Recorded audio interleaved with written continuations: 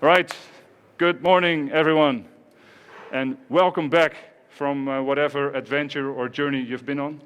I think most of you have been on an internship, or some of you may have actually done something else last half year, and some of you I've seen on school as well. So, but nevertheless, it's great to see you all back in real life, and hopefully not behind the screen.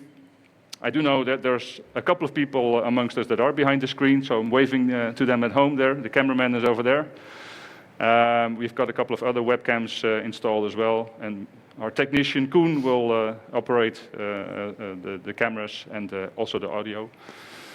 But there's some people that have to remain in quarantine or just entered quarantine because they got a positive test yesterday or this morning. So we hope they're all fine, and it's great that you're all on board today online. Today's the kickoff for the third year project, the third year semester project. We've been experimenting with that for the last 5 years, and I wouldn't call it an experiment anymore. It's a project that you're going to do for a company. Around 9:30, the companies will slowly enter the building. And at 10 o'clock, they will start their presentations to you. Pitches, short introductions. It's really a short contribution, couple of minutes. And based on what they say, you have to make a selection at the end of the day on what project you would like to work on as a team. I'm running the show together with Mr. De Quant today, so I'm going to give him the word in a second. Just a couple of household rules. I'm seeing most people are wearing their masks. Great, awesome, please keep doing that. Of course, the people that are on stage, they're granted to take them off. We have alcohol around for your hands, so please use that if possible. Coffee and tea over there. And those chairs, but it looks like you already respected that. Those are for our guests that will enter the building in about an hour. And having said that, I think we're ready to start. So I would like to ask you for a loud applause for Mr. De Quant.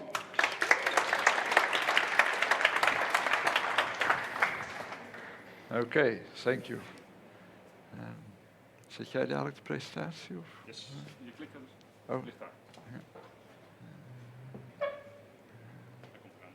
Oké.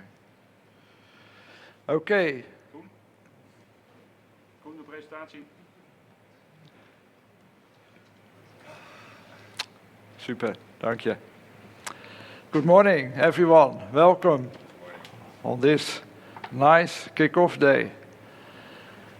Back from internship for most of you, not everyone, but I think coming back from internship, it's a big change maybe to be back here in the university, back in the classrooms, the lectures, project meetings, so maybe a bit feeling like resetting yourself in the old situation as it was before internship.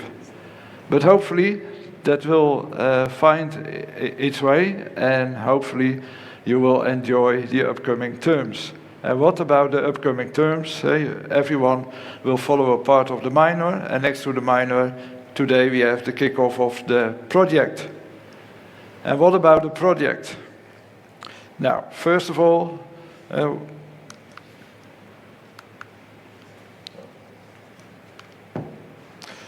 what about the agenda? And then we will go into the details about the kickoff. So for now, in general project information, what I like to do, and then we have a small break. Then we start at 10 o'clock with the company presentations. Then we have time for lunch and to meet and greet your team, find your team as far as possible. At 1 o'clock we have a lecture about the setup of research and the project. That is information what you need to start the upcoming 2 weeks. More about that in the afternoon. And after 2 o'clock we have, say, time for yourself to sit with your team. I will be available for answering questions, and we will see what you have to do during the presentation this morning. And when you are finished with the teamwork after 2 o'clock, then you are free to go home and to find your way after having made some commitments with your team how to work the upcoming days. But more about that in the presentation and also in the lecture this afternoon.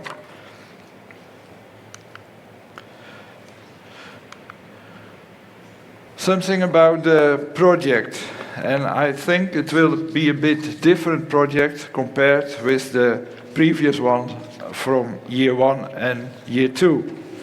And also a bit different compared with internship. In internship you did it by yourself and you had to find your way self. But in the project here we are working in a team.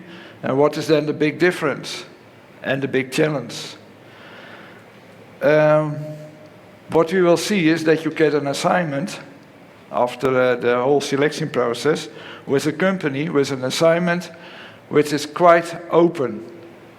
And my experience, and also the experience of my colleagues from the last years with this project, in the beginning, it is a bit finding your way.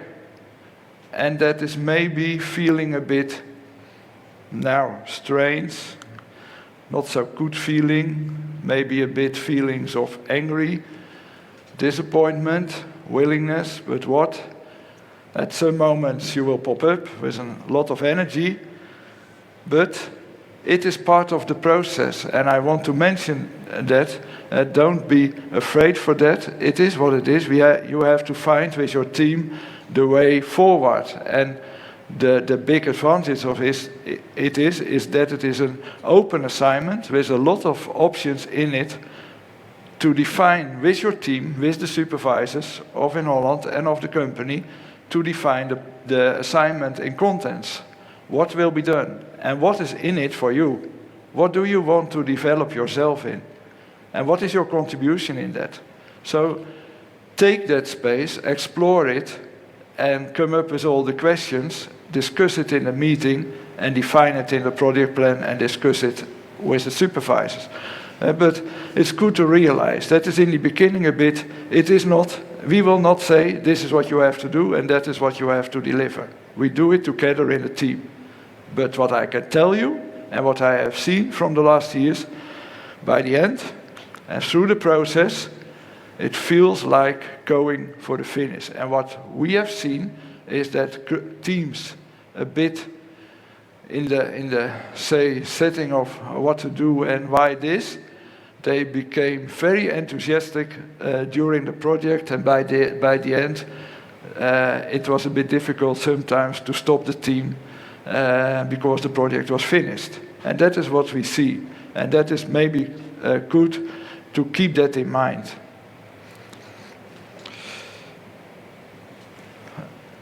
Arnold, zou nu het filmpje kunnen? And to show you then what it will be by the end, the finish, and that will be the last day of the project in the summer, a big market day, presenting your design, your solutions to a wide audience and public. And to give you an impression about that, a few minutes, a short movie of the last market day of June last year. Studenten zo aan de slag geweest te zijn.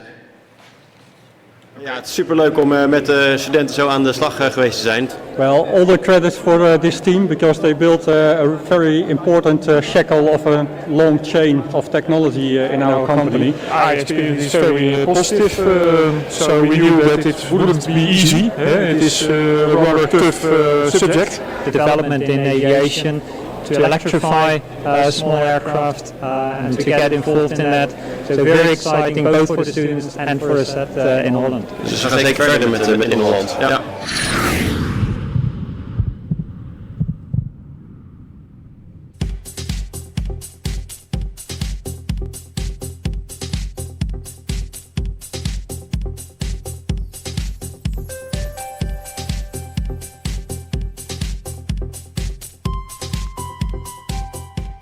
We are here to finish the project of the last 20 weeks, and we did it all together. You did it. After Corona time. Welcome everyone, and also a special welcome to all the companies that provided all the assignments for you. Specto Aerospace, Femto Engineering, IM Orbit, the E-Flight Academy, the KVE Composites, AC Light Aircraft, Fokker Aerostructures, Fokker Elmo, and last but not least, Saluki Motors. And I hope we now have warmed up our hands.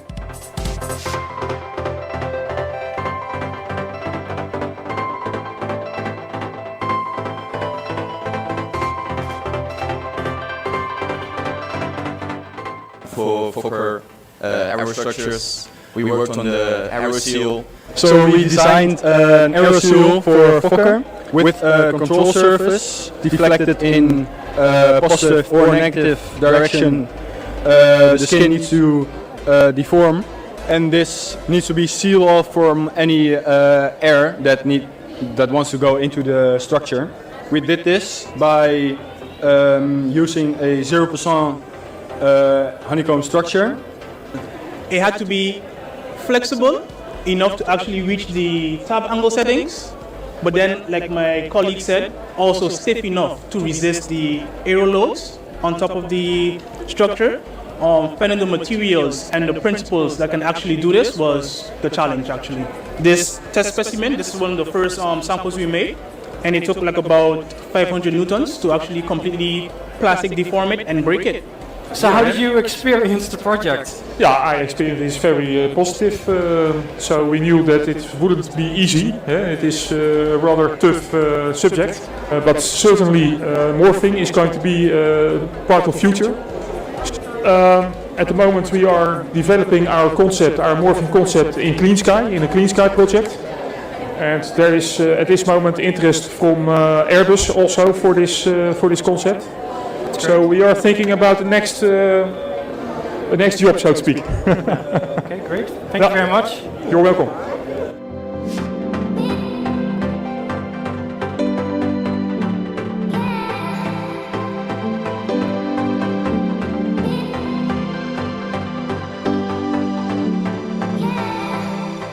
First, we did it a lot from home because of the corona time, and that was a lot from the computer and a lot of research. And then we went a lot to the composites lab at Inholland, and that was to make all the composites actually. So it was the right place to be.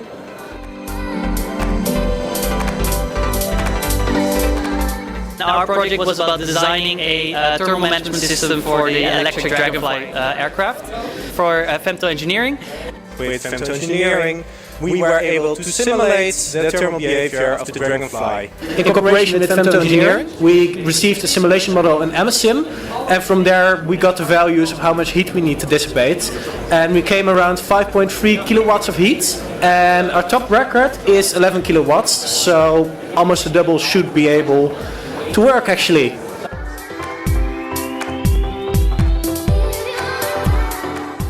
E-Flight Academy is an electrical flying school in the Netherlands, located in Teugen.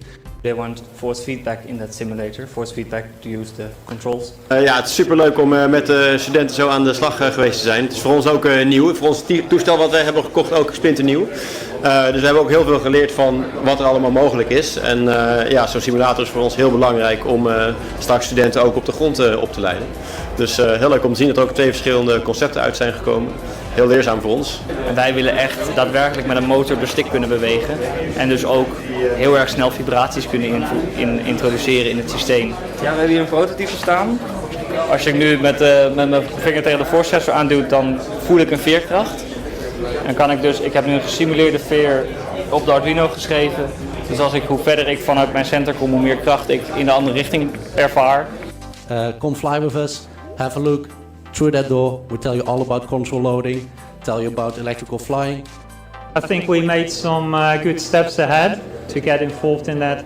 So very exciting, both for the students and for us at Inholland. And we would like to thank Inholland and Fokker Elmo for the opportunity to work on a zero-emission flight. Thank you for listening. Okay, helemaal goed, ja. Okay, now that was just an impression, and this is what it will be, I hope, and what I wish for you also. The end of your project, your results, your design, also in this building, we hope, in the same setup. So that is what we are aiming for. and when will then the project be successful by the end, and not a big report. It's part of the project, but it is your design, your solution, illustrated with a demonstrator or a prototype. And then it will be successful, the project. And that is what we aim for, with all the details in it, what it is for you.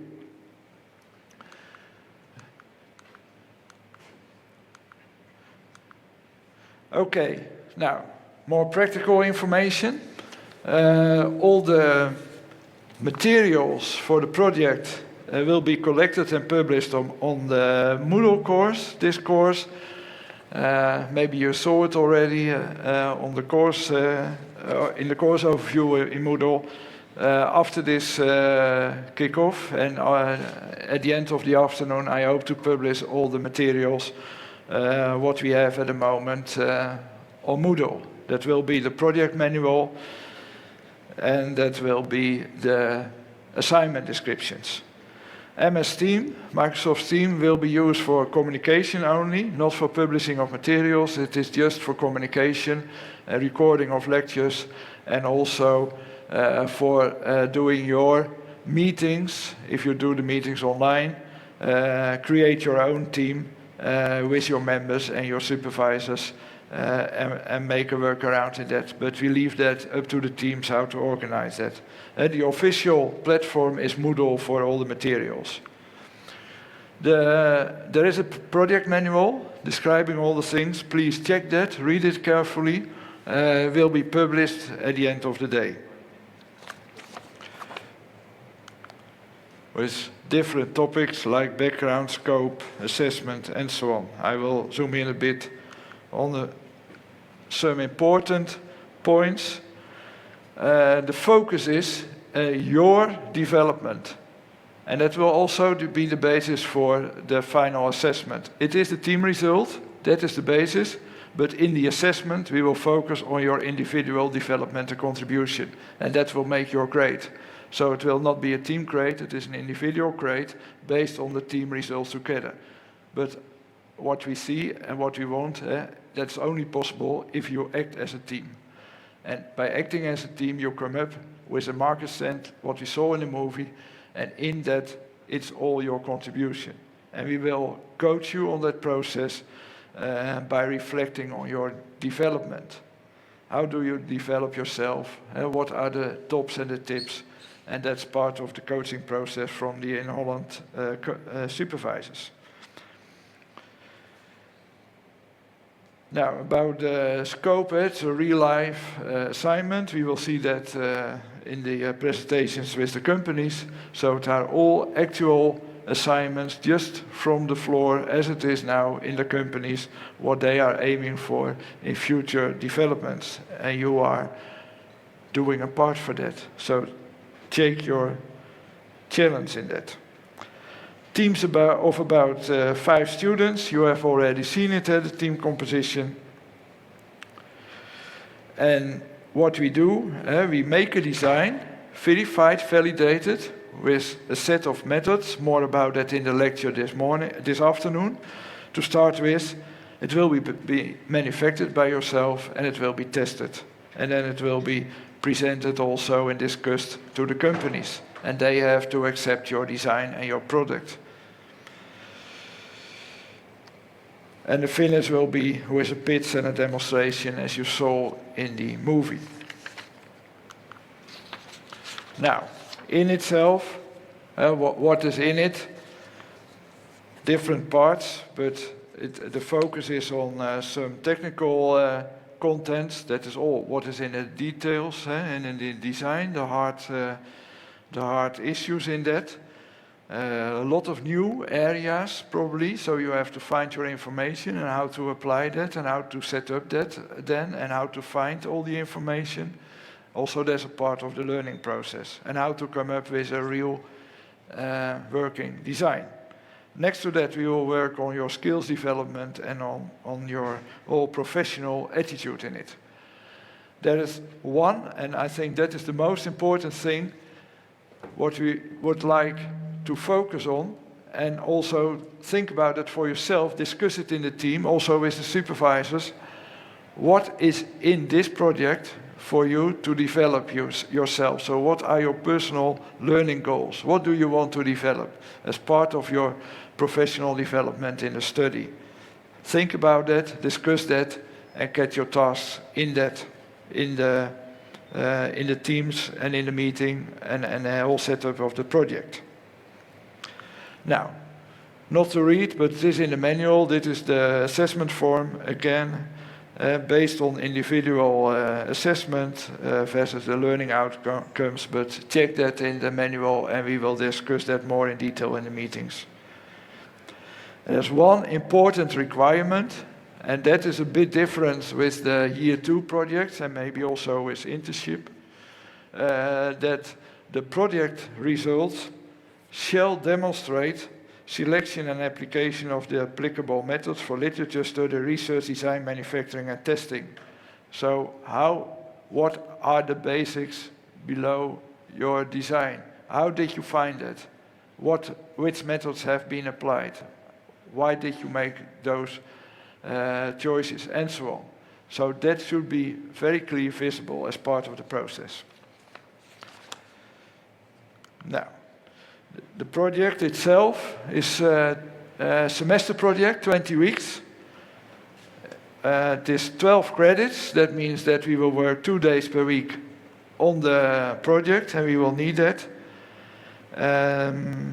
More about that on the next slide, the schedule for that. The teams are composed by us.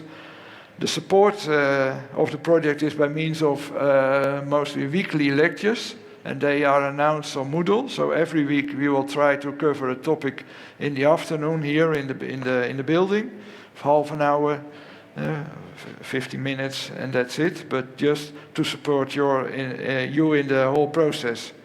It is a high level of self-management in the project execution, so be aware of that. Take the initiative and take your responsibility in that.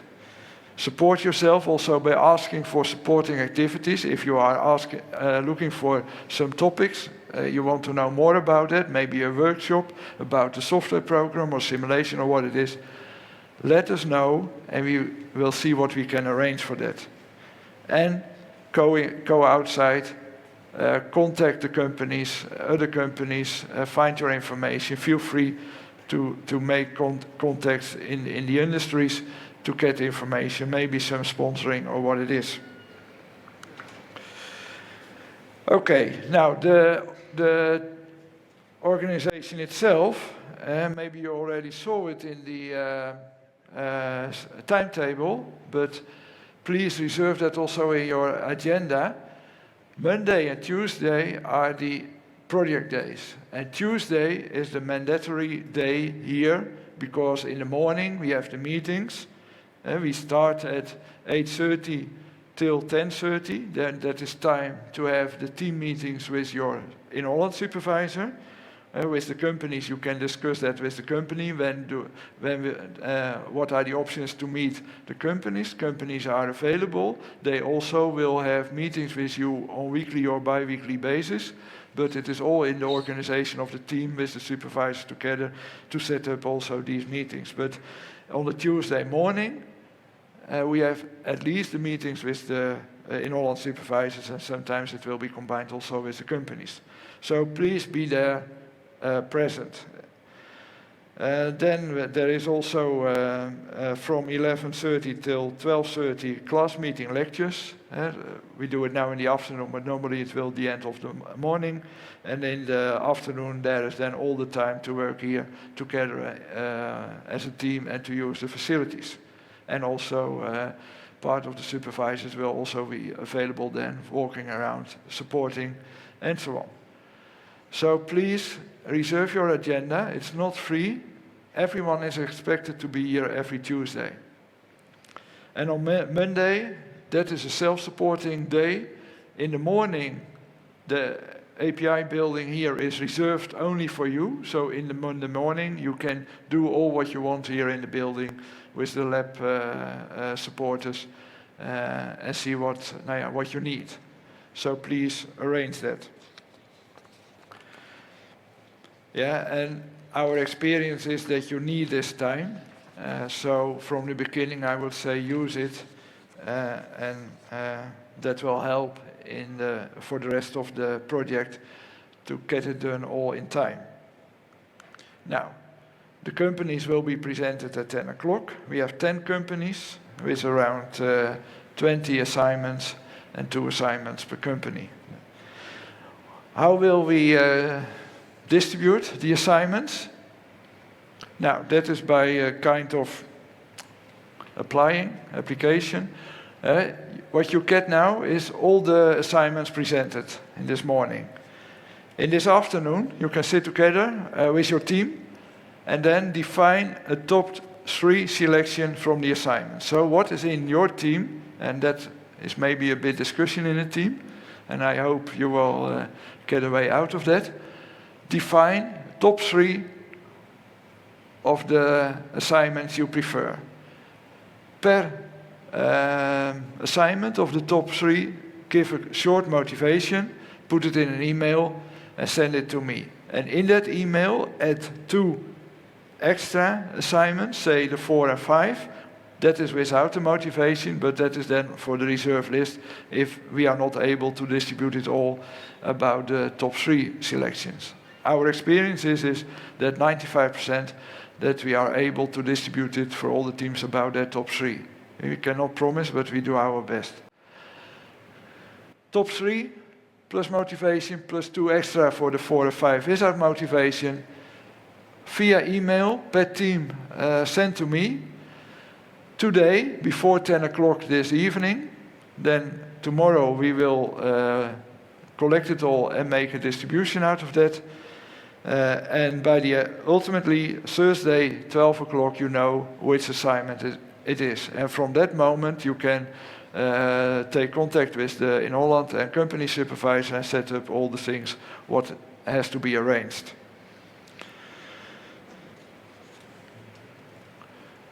Please, in the email subject, mention your group number. That helps me a lot. And in the list of top 3 plus 2 reserve assignments, the title of the assignments. It will be published on Moodle also this afternoon. Now, in the project manual and also separately, it will be published on Moodle. We have a complete planning for term 3 and 4 with all the interim deadlines and what to do.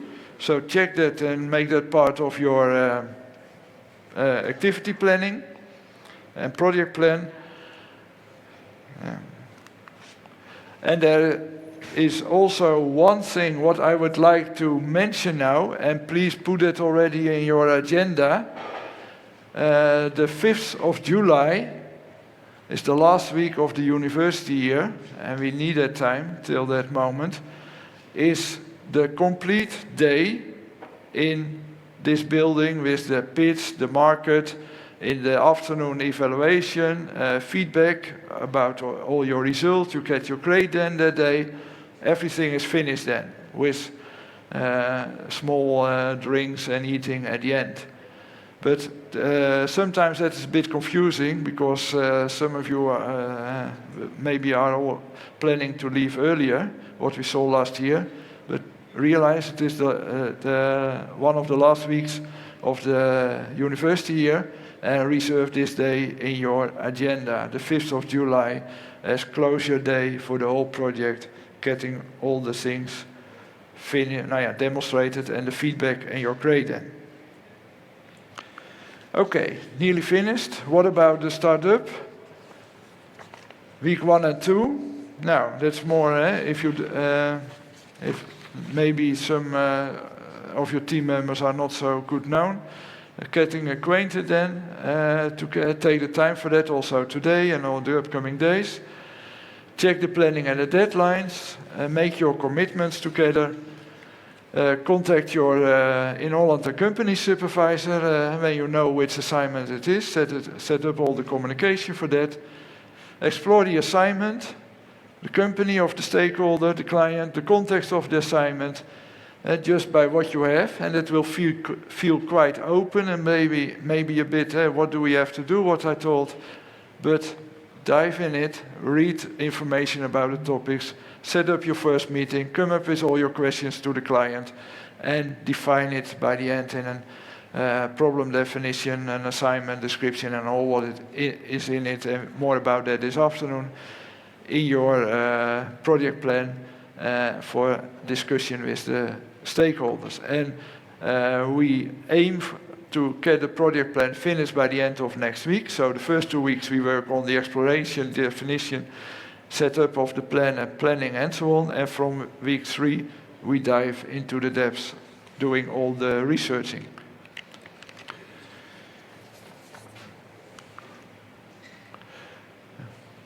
And in the project plan, but I skip this one. We will discuss that in this afternoon, where to focus on. And these are the topics to focus on in the project plan. And then at 1 o'clock we will then have the lecture with all the details about the setup of research and what we require in the plan and so on. And that is it for now. It's a bit tough maybe, all that information. Check it in the project manual, but let us zoom out. I think a nice time lying in the future before us, with a lot of challenging options, but it is all in your hands. And I would say take that chance and make out of it what you want. Develop yourself and let yourself surprise by what will come up in the upcoming 20 weeks. From my side, from Arnold's side, success with all the things what will come, success, and enjoy the nice presentations later this morning. Thank you.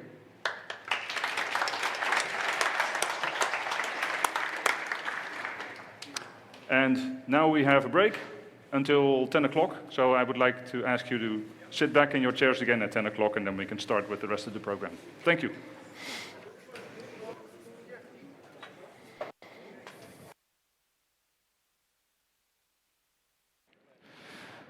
All right, so we already had a brief introduction on the project, but now we also have the companies in-house. They're all seated in their chairs.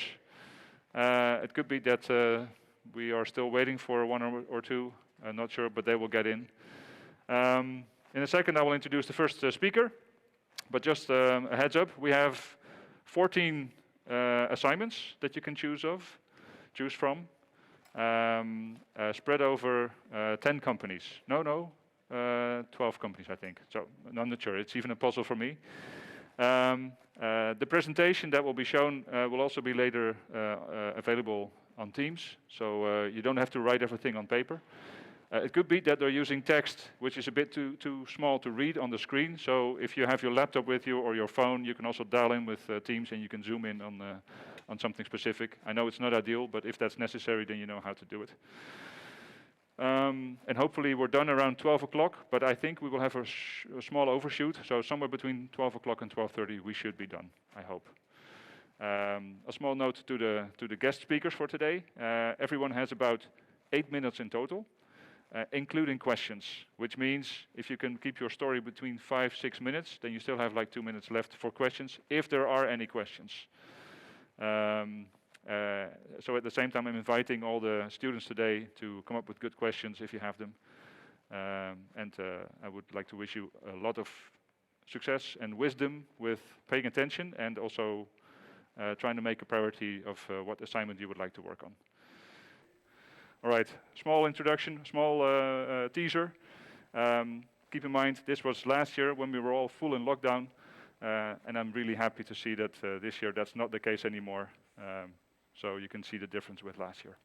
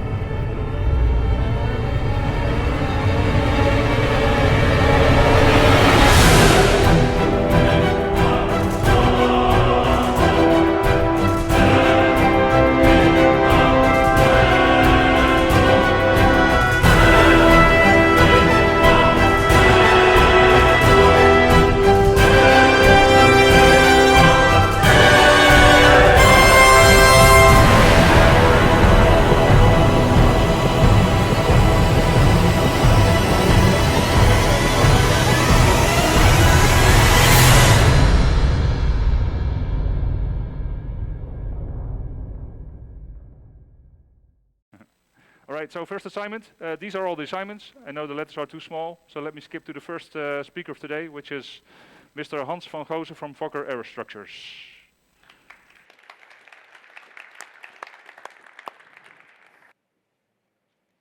Ik geef je deze, alsjeblieft. Gewoon, ja, alsjeblieft. Good morning to all of you. I don't know if we start with a small introduction of the company I am representing. I think so. Yes, please. So I'm representing Fokker Aerostructures. That is based in Papendrecht, Papendrecht site. And we are part of GKN, which is a world player on the supplier field. So it is supplying empennage and wing parts, fuselage parts, and so on to major companies like Boeing and Airbus. And also business jets manufacturers like Dassault and Gulfstream. What I'm here for is to present you a possible project about aerodynamics. And that is more or less a spin-off of the third year project that we run last year. And that was about constructing a fairing. And that has to do with a concept that Fokker has made up, an innovative concept, a wing concept, and that is a morphing concept. And that morphing concept consists of a flexible skin that is combined with flexible parts that allow that flexible skin to rotate. And what is needed for that is that the opposite side of that skin needs to be split. And of course, there is the question, how do we close that split? And how important is it to close it? So there are different ways to close a split in the wing between movables and the wing box itself. So traditionally that happens with a fairing that is part of the movable. So that is one option. And the other option is to close the gap completely by having a fairing, a flexible fairing, between the trailing edge of the wing and the leading edge of the movable. So that are the two options. Last year, during the project, there was looked at the closed option, so the option of having a fairing that closes the cap completely. And the outcome was that constructing such a seal is rather complex and would add also weight to the construction, and that are two things. So cost and weight, that are two things that we don't want. We want to have minimum cost and minimum weight impact. So then the basic question is risen, what about the requirements on the aerodynamic field? And that is something that we do not have any idea about. So that is not on our field of expertise, so to speak. And so we thought, well, it might be nice to have a group of students work on it and to find out the basic principles for us. And with that, maybe make some calculations about the efficiency of the two options we have and to highlight which solution would be best. So that is what we would ask the team, which is going to do this thesis, if there is, want to ask. And so a nice thing is that we get more insights in the basics of aerodynamics. And probably you are also capable of doing some essential calculations. And in the end, it would be nice if you could do small tests, small wind tunnel tests, to see if the calculations you made are also visible during wind tunnel testing. So that is what we can give you as assignment.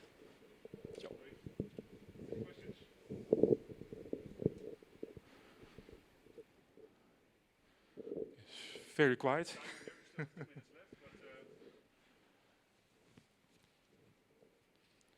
So if there are no questions, then I would like to thank Mr. van Goosen from Fokker Aerostructures. You're welcome. And we'll be switching over to my other microphone because this one is making some background noise. Next speaker is, let me see, I think it's Femto Engineering. And perhaps Koen can pull up the presentation. And we have Aylan Mulbauer from Femto Engineering together with Jordi Brouwer. So please a warm welcome for Femto Engineering.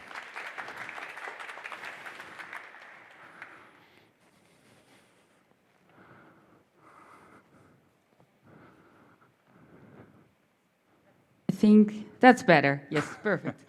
Hi, well, welcome. Fortunately, we're the second company, so you're still fresh-minded. My name is Aylan. I'm from Femto Engineering. I'm responsible for the marketing, so you're probably thinking, okay, what is she doing on the stage? No worries. I thought the same thing, but I'm also responsible as a project manager for our sponsoring teams. But firstly, let me take a step back to Femto Engineering as a whole. We're an engineering company in the city center of Delft, on the Oude Delft. I'm not sure who knows where Stadskoffiehuis is. Perfect. Then you also know where Femto is because it's next to it. We're actually a full-service engineering company where we also work from 3 pillars, actually. We do the consultancy part, so we do CAE analysis, for example, FEM or CFD or system simulations. We are a reseller of Siemens software. So if you maybe know FEMAP or Star CCM or SimCenter AMASIM, those are different types of software we use, but we also are a reseller of. And we participate in several R&D projects. And that brings us as well to the student teams we help as well. Project March is one of them, but also the Solar Boat team, which is now Hydromotion. But this year we also collaborate with Delft, which is probably a team you've also heard of before. And we spoke with them to ask them if they needed anything else except from the support we give them already. And so we came to our assignment, which we want your help for. And that's where my knowledge stops and where I brought my colleague Jordi, and he will go more in depth about the assignment we've created. Yes, thank you, Aylan. Like she said, my name is Jordi. I'm a project engineer at Femto. And I'll tell you a little bit about your assignment. For this assignment, we'll work with Delft, as Aylan explained. And what you're going to be doing is you're going to create a virtual twin, or digital twin, of their aircraft. So you'll be using a software called SimCenter AMASIM, which allows you to simulate all the electronics in the aircraft, the aerodynamics, the propeller, all in one simulation. And with this simulation, Delft will be able to, for example, size their batteries, determine how big their motor should be, how heavy they can make their aircraft to still be able to fly. You'll be doing this assignment in collaboration with Delft. So the slide doesn't give a lot of information about what info you'll use and what you will get out of it. That will all be in collaboration with Delft. So you'll be working with the student team to create a digital version of their aircraft. And that's, well, a very short summary of what your assignment will be. And if there are any questions, please raise your hand. I see a question Yes. in the back there. Can I ask you to ask the question again? Sorry. Of course. So this is a project with Femto Engineering, obviously, but you're also working with Delft. So who will you be working with mainly here? Will it be the Delft team itself, or with the people from Femto Engineering? It will be a combination of both. We at Femto are more the support software-wise. So we'll know how to use the software, and we'll help you with that. Delft will be more, well, obviously, more knowledge about their aircraft. So it will be a combination of both. We'll be the primary contact, and we'll make sure that you'll have every contact information you'll need. Does that answer your question? Yeah? Any other questions? Yes.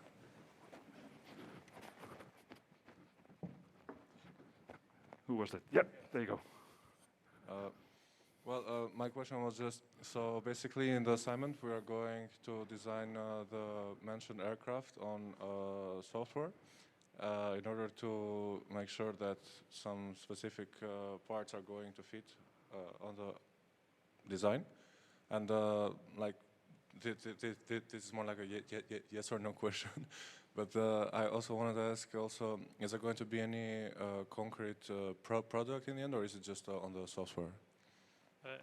It will only be software that you're working with. Of course, you have the aircraft itself that you're trying to make the virtual version of. Okay. So in that way, there is a physical product, but you're only doing the digital work on it. Okay, thanks. Yeah. Right, you're welcome. All right, can I suggest we move on to the next presentation? Oh, okay. One final question then for Aylan. Anyone? I'm afraid that has to wait until lunch then, if you'd like to wait. All right, a warm welcome or applause for Femto Engineering. Thanks. Dank jullie wel. Then we move on to the next presentation, which is again Fokker GKN Fokker Aerostructures. Mr. Kees van Hengel, an applause, please.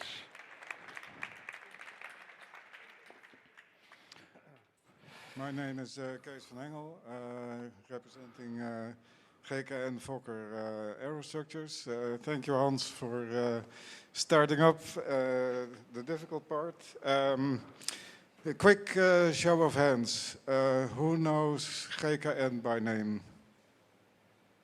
Okay, that's more than I thought. That's about half. Who knows Fokker by name? That's everybody. Yeah, that happens a lot. Okay, so we have two assignments that I want to pitch here. Both are related to metal bonding of thin weight metals. One is called robustness testing and one is called compression testing. Next slide. Or should I do it? Ah, okay. Knopje aan de rechterkant. Ja. Oh, that one. Okay, cool. Good. I told you that I have far too many slides, so the good news is that it will be available later on, so you can have a look for yourself. This is last year. I wonder if this is going to work. This is Sam Masterbroek, one of the students who was witnessing an experiment that was actually happening here, which is a big cylinder made out of very thin aluminium, 0.3 millimeters thick. Ah, okay, that's a shame. You'll have to try yourself. And this shows the moment of where this cylinder buckled and the surprise that was to some. And the video next to it shows the final collapse of that cylinder when nobody was watching, which was another surprise to everyone.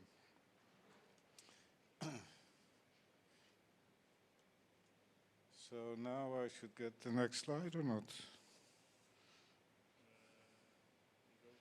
Okay, cool. So the question is, how thin can you go with aluminium structures? Because they can be quite efficient, but the thinner they become, the more vulnerable they get. The thickness we are thinking of is 0.6 millimeters. And that was applied on the F-27 and on the Fokker 50. That was on the top of the fuselage, so that's where you get hail impact, where you get lightning strikes and that kind of stuff. So if it worked there, and it were about 700 airplanes that flew for dozens of years, so there should be lots of experience on does that work, yes or no. Oops, that was too quick. This is the assignment 1 in small letters. Thank you for Edwin. Where's Edwin? Ah, there he is at the back. who will be on this assignment together with me and a colleague for Inholland. The plan here is to make a couple of thin-walled panels about this size, this wide, and then do testing for robustness. And that probably means testing with ice balls or maybe lead balls or something like that, and then see what the damage is that you get and if we can correlate with service experience. This is a quick rundown of the activities you will be expecting. So this is a cheat sheet for what will be in your project plan. So this is assignment 2. One of the things of these thin gauge metal panels is that they are sensitive to buckling. Buckling tests, compression tests are always difficult to do. So what we wanted to do, more or less as a follow-up of last year, is can we design and construct and test a setup for compression testing. So that means using available equipment from Inholland and cheap materials. Can we design, build, test a test setup where you can compression test those panels? It's not trivial, but we think it can be done. And again, here's the short list of activities. Now we get to the fun bit. I don't know how much time we have, but and I don't know if the videos work. That's a shame. You'll be surprised at the kind of people that work on aluminium today. It's not old men of my generation that are interested in aluminium. There's a lot of clever young people interested also. And you'll have to watch yourself. This is about a small company in the south of Germany and also in Switzerland that built a small replica, a full-scale replica of a small airplane from Junkers, which designed that in the 1930s. Are you sure this doesn't work?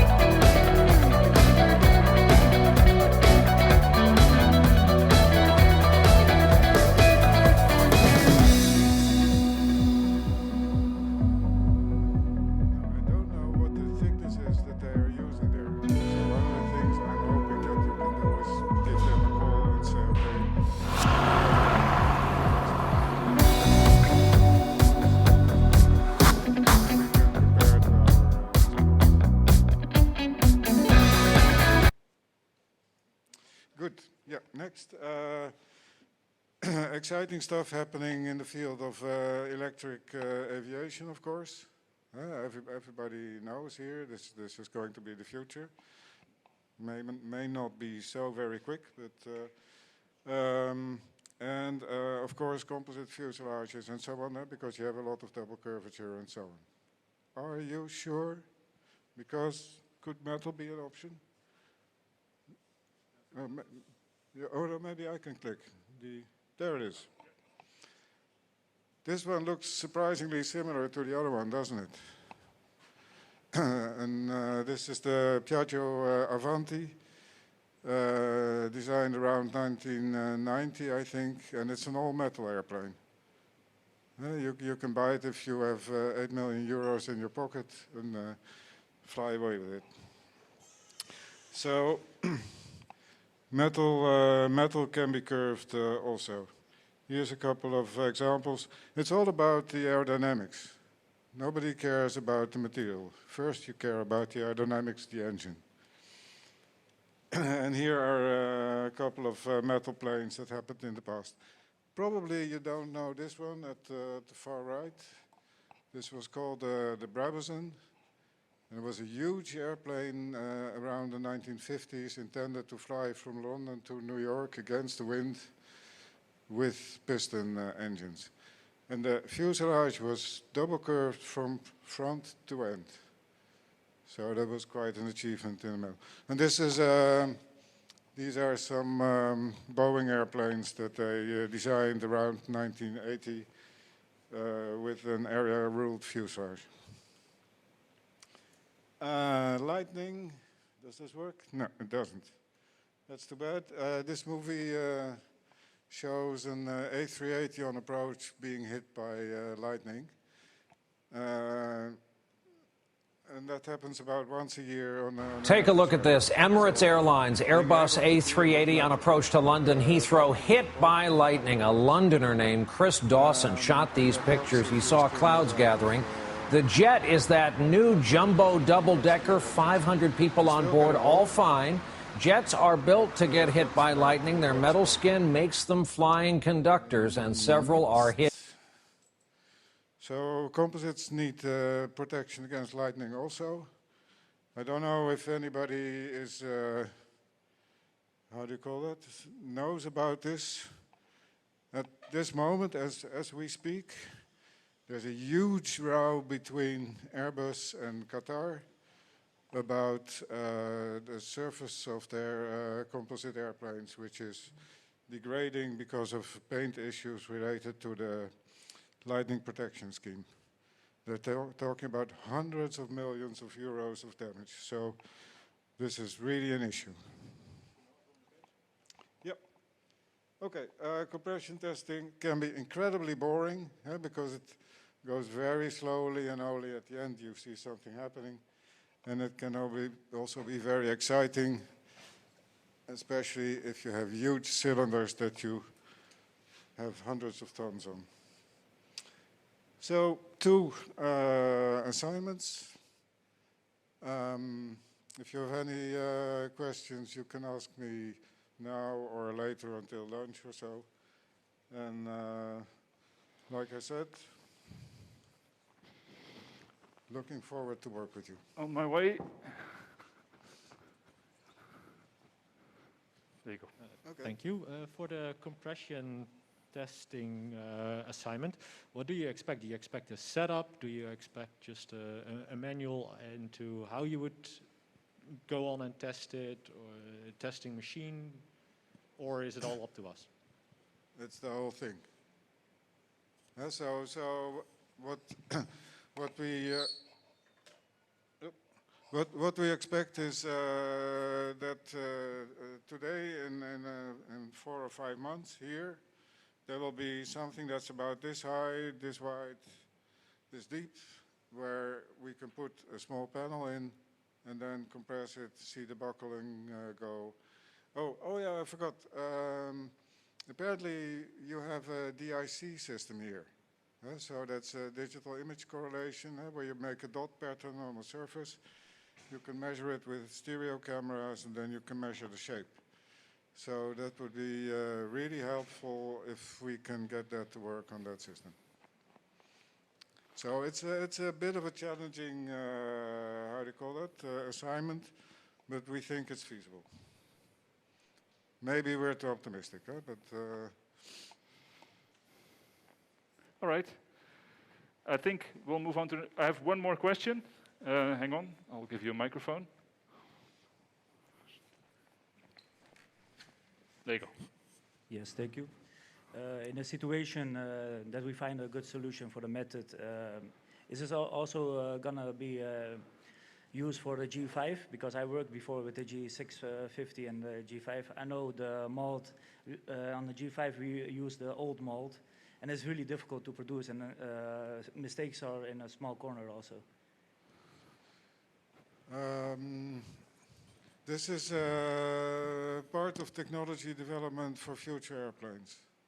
So the experience that we will get will be used on future designs. So I doubt if it will be retrofitted to existing airplanes. Okay? Okay, great. Well, So, thank you. Thank you very much. Thank you, Mr. Van Hengel. Thank you. Yes, thank you. And then we have the next speaker, and if I can ask Koen to put on the presentation again. It is from Fokker Services, Mr. Dirk van Os. Yeah.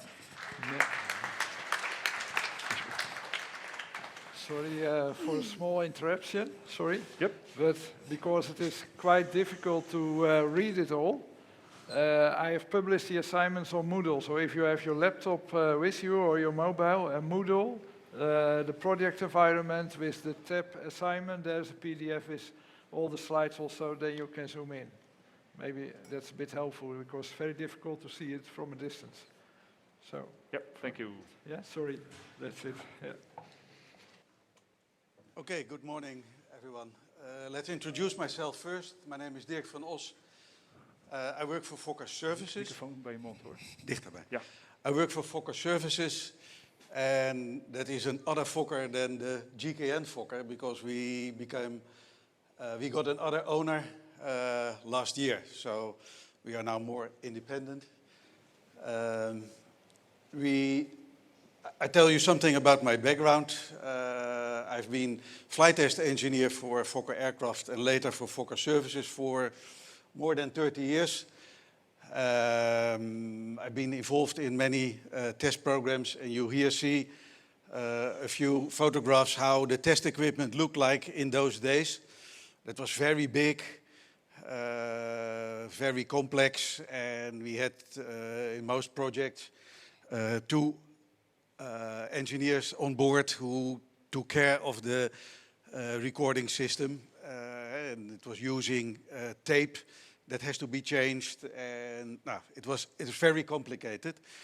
Later in time, and that's in the time of Fokker Services, we still do a project in modification of aircraft, and that also gives the need for testing. And one of the most recent projects is that we change a Boeing 737 and make a new navigation system for landing in it. And there we use instrumentation based on data logging with the laptop. So we follow the progress on the technical innovation, but then I go, here, that's how it works.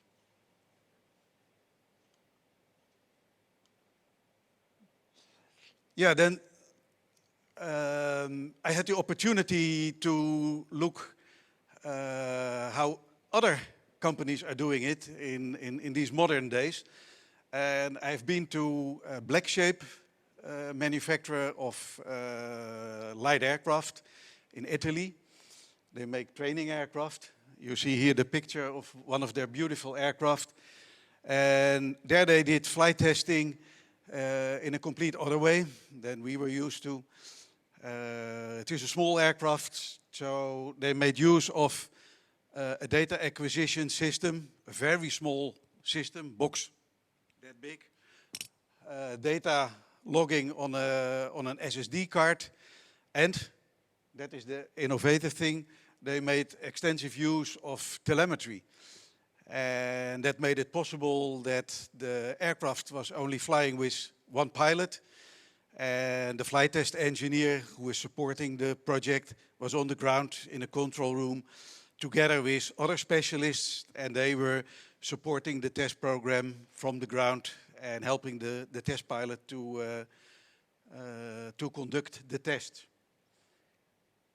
I think that is a great opportunity for for the Dragonfly project, which is here in progress.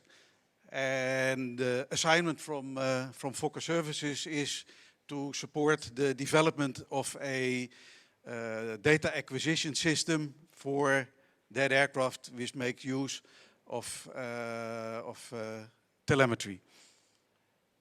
With the telemetry, you can gain some advantages. The aircraft becomes lighter because you don't have to carry 2 persons during the test flight, so the aircraft becomes lighter, and in an electric aircraft that helps to increase the flight duration, so you can test more efficiently. Furthermore, the quality of data is better.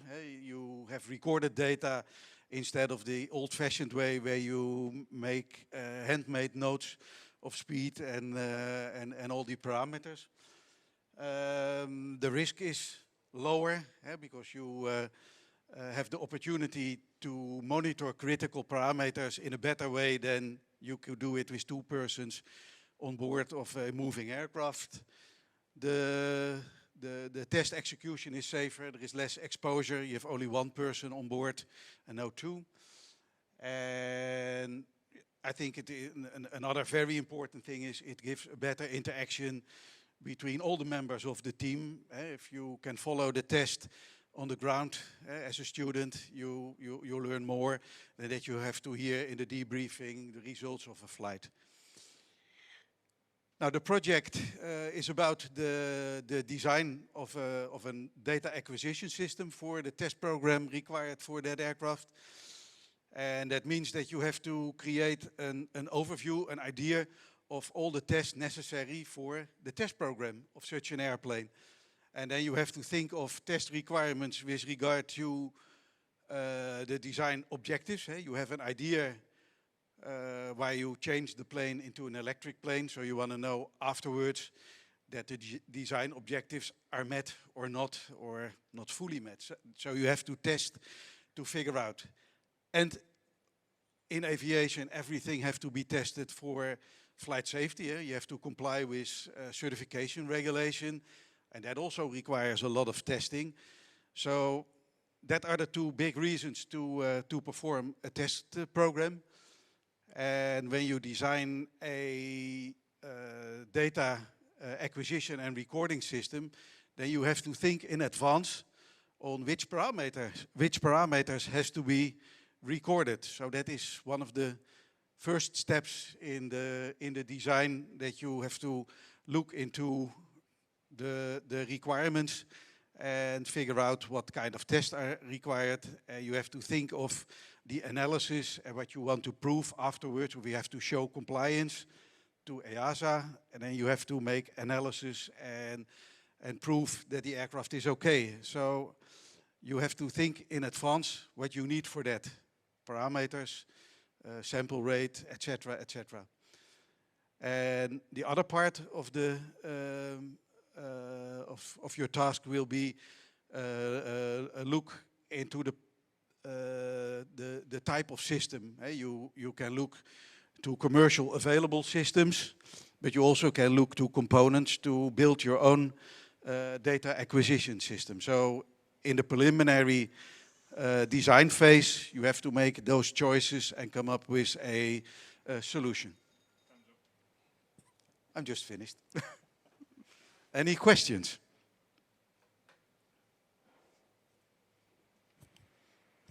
May I ask which CAD software you guys are using? Sorry? Which CAD softwares you are using? Like for design? Computer-aided design? No, we don't use software for the design of this kind of developments. Oh, so it's no. I don't think it's relevant. What CAD software you use is not relevant. No, it's not relevant. You can choose your own. Yeah. But So the design is more that you make a design of the layout of a data acquisition system, and you have to think of the kind of sensors you need to capture all the data of the aircraft. And yes, perhaps you can need a CAD system to make the integration with the aircraft at the end, but it's at the end of the project. In terms of design tools, you don't have any, let's say, boundaries. You can choose whatever you would like. All right? Question? My question is if we would be validating our telemetry system on an actual flying aircraft within this project. Yeah, it's the intention that it will be used in the Dragonfly project at the phase that it will do the flight testing, ground and flight testing. But normally you use a recording system of an acquisition system already in the ground test. Before you start flying, you need to know a lot of the aircraft, and that is also tested and recorded for analysis. Okay, thank you. Does that answer your question? Yes, it did. Thank you. All right. Looking around. No more questions? Then I think we're going to go to the next speaker, and I want to thank Mr. Dirk van Os for his contribution. Thank you. All right. Then I think that's this slide. The next one is from a company called Flight Techniques, which is Mr. Sjoerd Posma. A warm welcome or applause. Thank you. Here you go.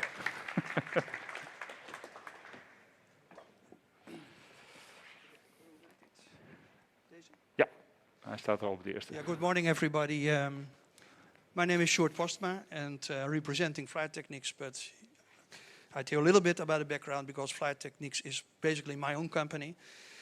And the objective of my contribution will be mainly, I think, for the Dragonfly project, to transfer knowledge to you about flight testing. I'm an experimental test pilot. I started at Fokker Aircraft when we still made airplane, when we still produced aircraft in the Netherlands. And basically, it's funny because Mr. Dirk van Os, I know him very well. We worked a lot together in Fokker. And he was talking about data acquisition systems. The old data acquisition systems from about 40 years ago, I was involved in that as a flight test instrumentation engineer. And I was the person changing those big magnetic tapes in the airplane, you know. Sometimes 2-3 times in one test flight we had to change those tapes, and now it's all on an SD card or whatever. I worked for Fokker Aircraft. I worked for the National Aerospace Laboratory and worked a lot with Fokker Services. And at this moment, I also, from time to time, I give guest lectures on the International Test Pilot School in Canada. So, what I say, the objective is to give knowledge transfer about flight testing into the Dragonfly project. What we need to do for flight test, because the purpose of flight test is compliance finding for certification of the airplane. We want to certify the Dragonfly with the aviation authorities. Now, my question to you, who of you is familiar with the certification standards for the very light airplane? You? Welcome in the team. Or the CS23, which is very familiar to that. Even more. Okay, now, what we will do in the project is that we have to carefully look into these certification standards, look what the modifications are that are done on the Dragonfly, of course, the electrical motor on it. But there will be more modifications, and we have to find which certification standards we have to use or which regulations we have to use to certify this. And we have to also define a means of compliance. Well, a means of compliance can either be analysis, it can be wind tunnel, well, not here in this project, I think, but it can also be flight test. Flight test will be many times the only possible means of compliance for certification. And we all bring this together in what we call a flight test plan. And in the flight test plan, we also have to define the parameters that we need for certification. For instance, airspeed, altitude, vertical speed, but also aircraft attitude, and particularly in this project, of course, the power consumption of the engine, the power delivered by the engine, and for instance, also the very important, the temperature of the batteries, and so on and so on. That all needs to be defined, what we want to see, what we need for certification, and it's basically the input for the data acquisition system of Mr. Van Os, because he has to deliver that data to us. If we're going to fly, we want to see those parameters, and yeah, you get that kind of graphs will be the end result, and that's for the engineers to do something with it. Well, once this flight test plan is defined, we can also we continue, and we'll make a we have first to make a flight test program, and then we're going to make the flight test plan. In the flight test plan, we will very carefully describe how the tests will be done, how they need to be executed, which altitude, which speed, how will the test pilot what does he need to do to produce the data we need for certification. And also, part of that is a risk analysis, because flight test many times is associated with risk. But we want to mitigate that. I want to be sure, because before I will start flying, that the risks are acceptable. So we need to do a risk analysis and define mitigating measures, control measures to reduce that risk to an acceptable level. And then finally we're going to fly. Or we start actually with ground testing. Ground testing static first, then we're going to do taxi testing. And at a certain moment, and I'm not sure about the planning, at a certain moment we also will start flying with the Dragonfly, with the objective to certify the airplane. Are there any questions?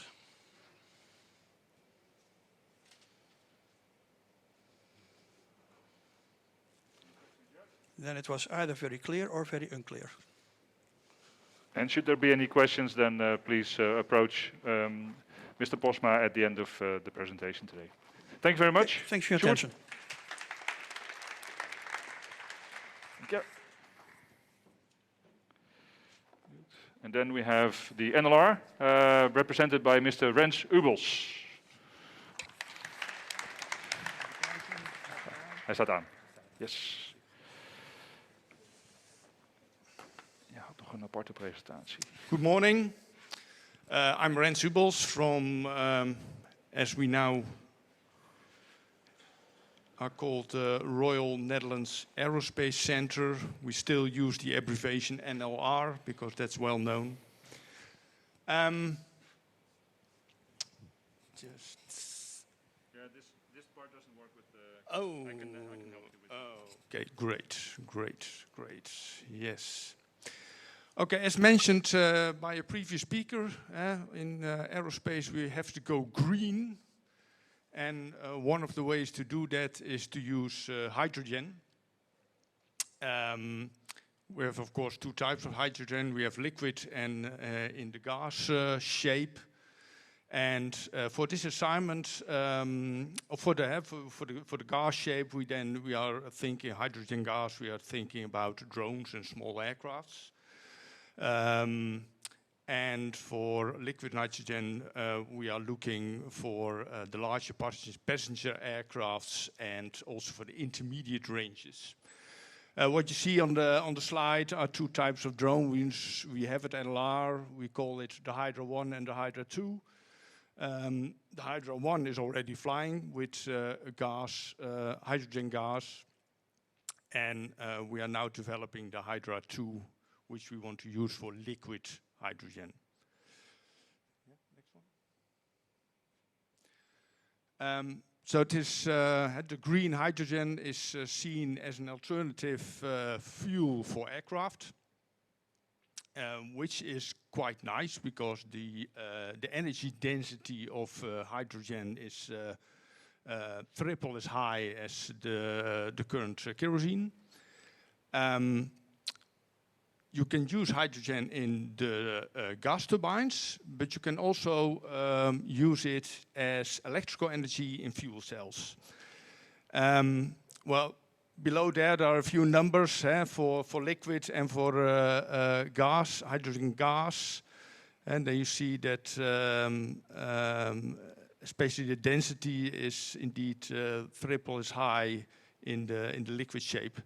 But then you also have, of course, these very low cryogenic temperatures. Yeah, next one. So for this project, we are looking at drones and small aircraft, so at hydrogen gas.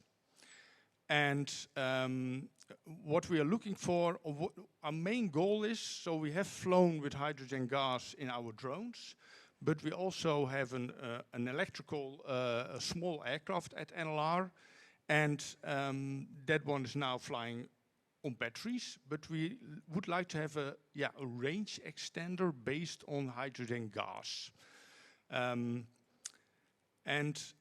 the problem we have is that we cannot measure how much gas is left in our hydrogen tanks.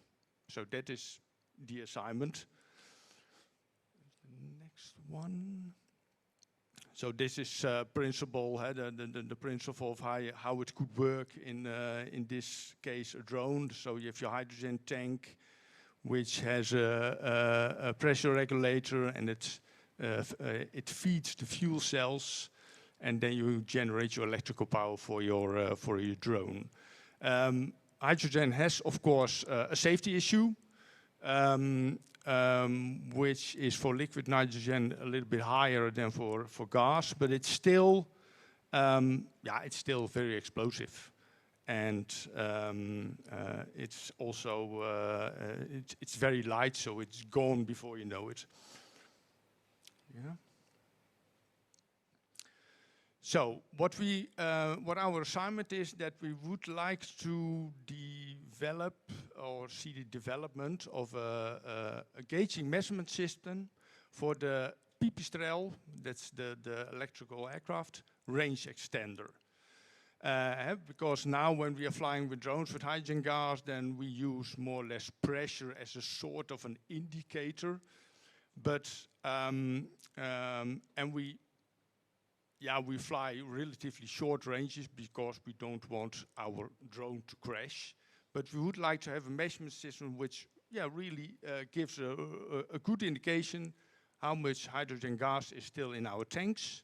So how far we can fly with it before we have to land. Well, just a few preliminary specifications. We have a more extended list with specifications. But this is just to give you a rough idea of what we are looking for our electric small airplane. And I think that was the, Okay. Any questions?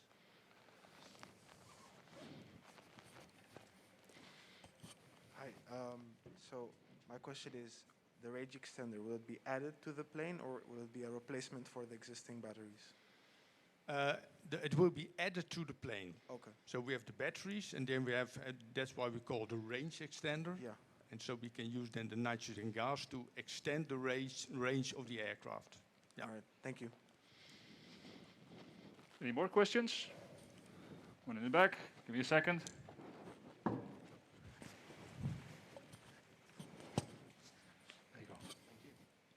So you say that there's now a rudimentary system of sorts measuring pressure.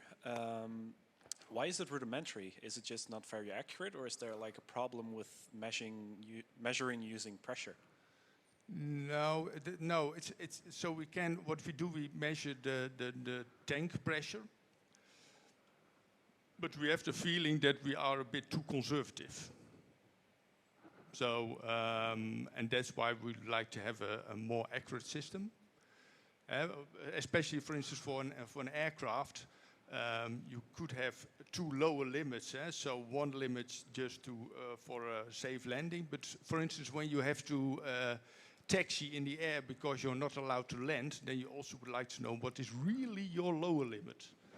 So it's very roughly, and in our idea, a bit too conservative. So you're not really using the full extent of your amount of hydrogen gas. All right, thank you. Okay, one more question for the neighbor. So in scuba diving, you're not allowed to fully decompress your tanks. Is that also the case in here?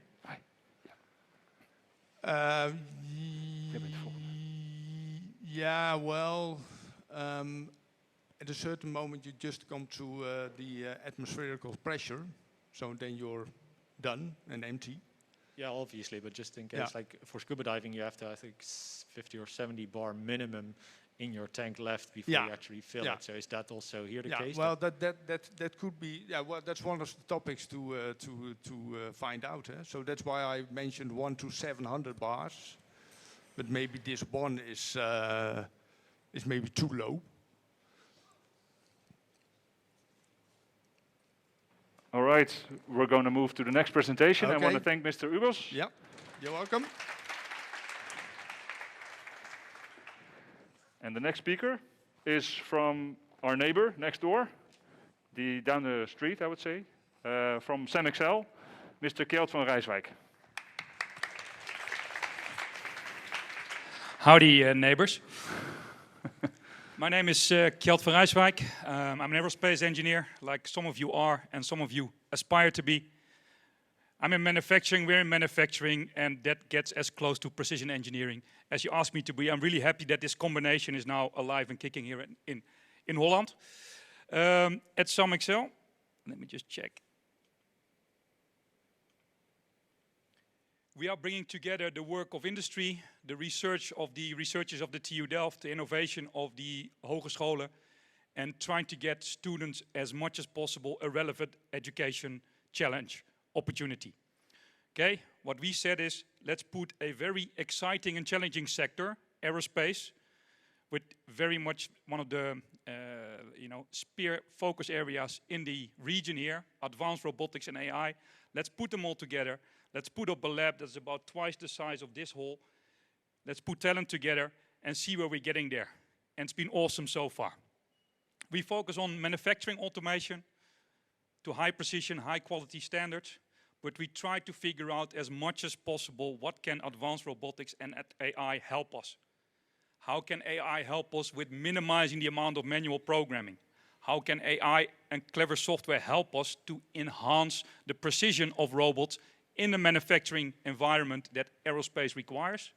And how can, when a robot is doing something, when the operator is standing far away, how can we make sure that what the robot is doing is actually what we want it to be in order to get it certified and flying?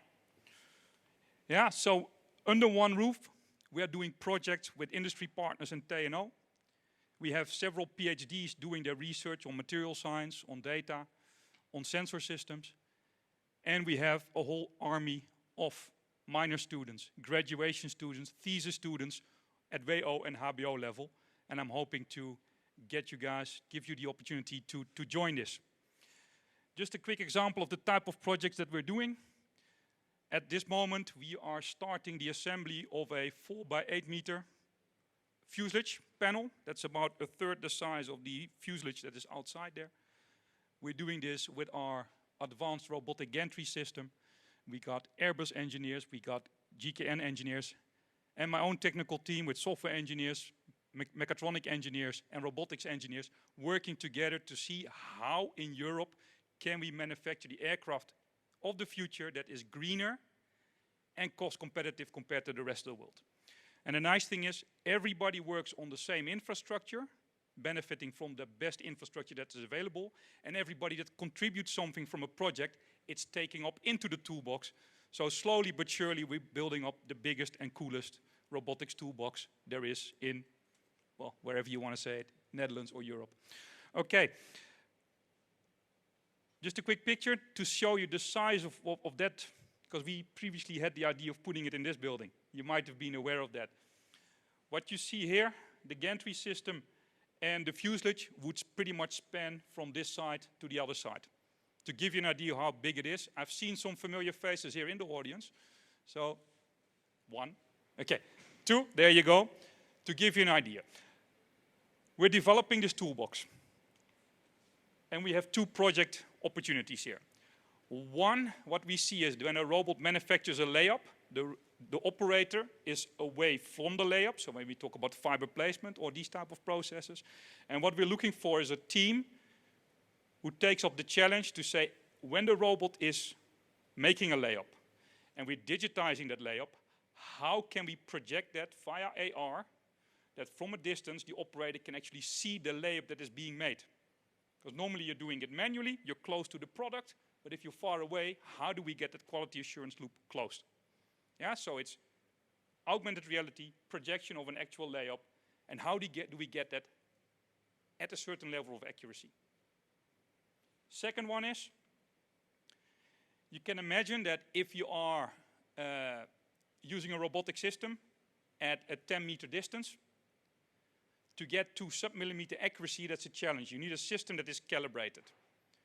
Yeah? What we're looking at to see how we can do a digital system, a method on how we can make it easier to calibrate our robot cells. Right now, we place hardware, we take the measuring tape, and we sort of like compensate for these things. There's far more clever things we do that it can be done with, and we're looking to a team that can say, hey, how do we develop a digital method to calibrate our robot cells? And that's the 2 challenges that we have. The slides are available, I assume, in the kitty to go through, and we're looking for enthusiastic, multidisciplinary teams to join our effort. Are there any questions? I don't see any fingers yet, or hands. All right, then I think the information was pretty clear. Thank you, Kjeld. All right, guys. Top, dankjewel. Te gek. All right, then we have our next speaker from a company from Helmond, and the company is called Saluki Motors, and the speaker is the owner of the company, Mr. Maarten Klomp. A warm welcome, please.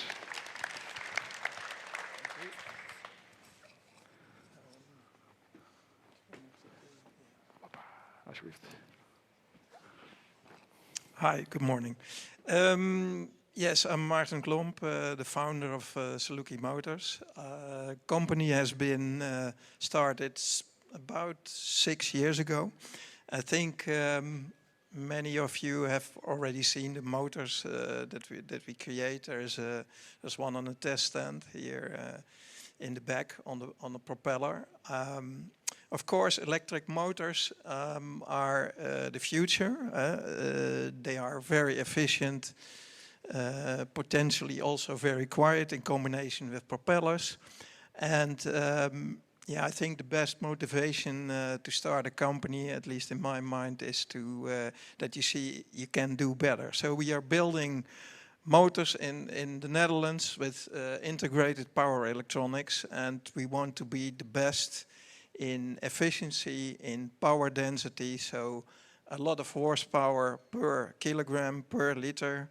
And we also see the world moving towards more integrated electronics. So we have developed a motor for that, and we are developing the portfolio to higher power.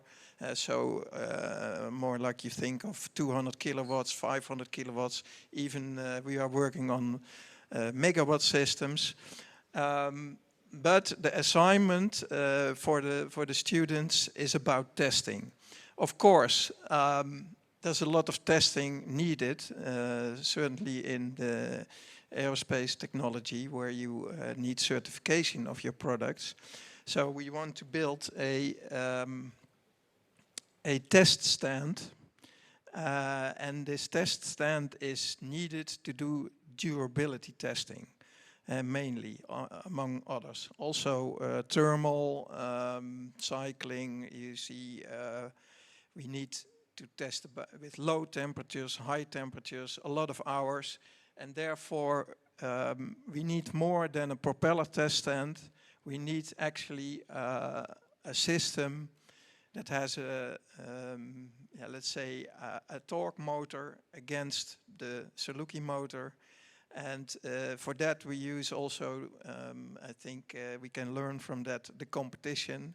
So the competition is providing a load, and that load we are going to control in, let's say, speed, torque, and all kinds of other parameters. And yeah, of course, the competition is bigger, a little bit less, let's say, efficiency, but still also for us it's good to learn from that.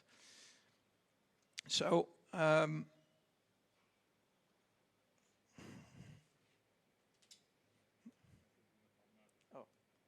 yeah, thank you. So what is the content of the assignment? Yeah, you were designing and building a test rig, and this test rig we wanted to be mobile. Why we wanted to be mobile? Then we can put it into a climate room, or we can put it in any environment that we wish. So that is the reason for that. So it has to be constructed efficiently, and also it of course needs to take care of the alignment of the motor against the torque motor that's on the other side, and the inverter. We need a cooling system, a buffer battery, because of course we are generating power from the torque side, let's say the load side, but also we are consuming power from the motor. We need, of course, very good measurements. First of all, torque, direct torque measurement, RPM, temperatures, currents, voltages, power consumption, etc. And a very important aspect is that we validate and calibrate these sensors so that we know that we measure the correct values.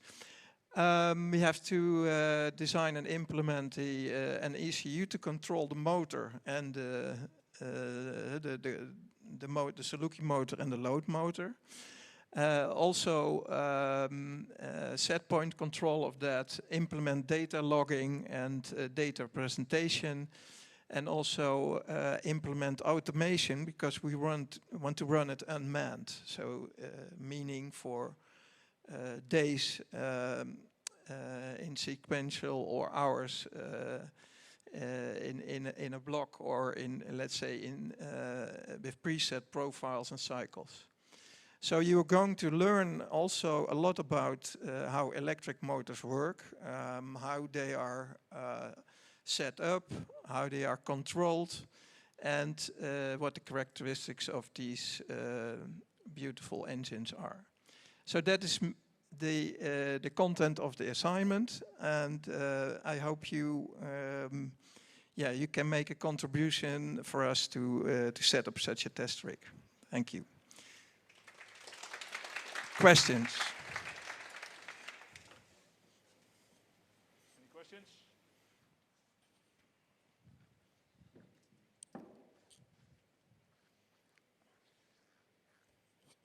Thank you. In your presentation, you had already a concept design for 2 motors. Is that existing and we need to expand on that, or you're just free to go from scratch? Yeah, it is existing. So we created some designs also with partners that we work with, but this is open, so you can create your own design. And of course, I wanted to give you an example of this kind of easy system to construct and to make it mobile. More questions?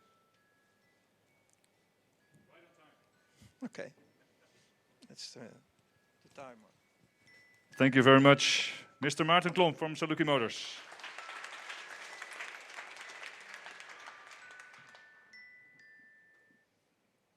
All right, next company, I'm using the mic, is JP Avionics. And Mr. Jesse Kluifhout is going to present his presentation for that.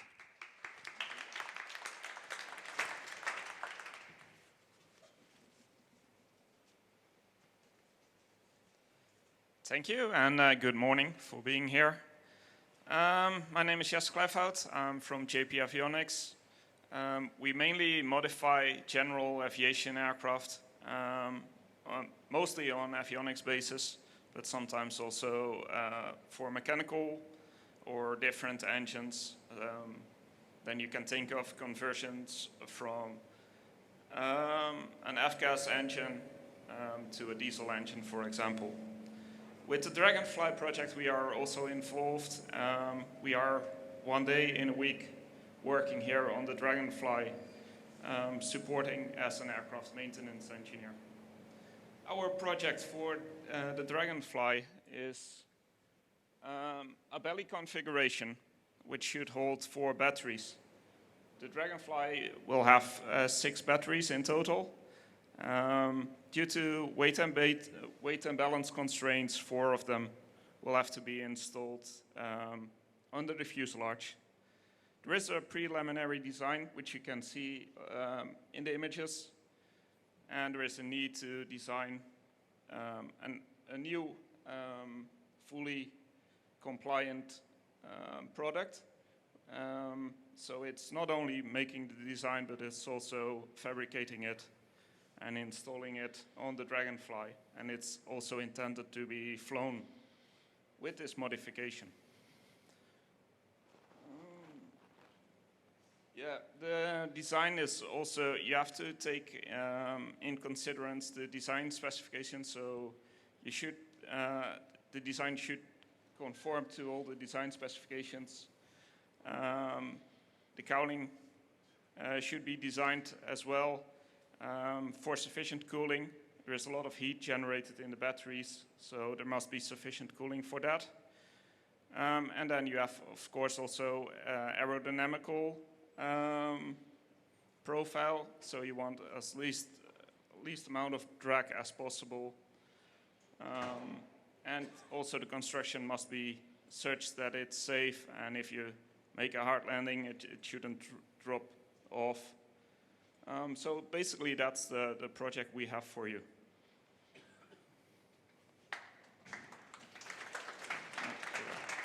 Already. Question, I think.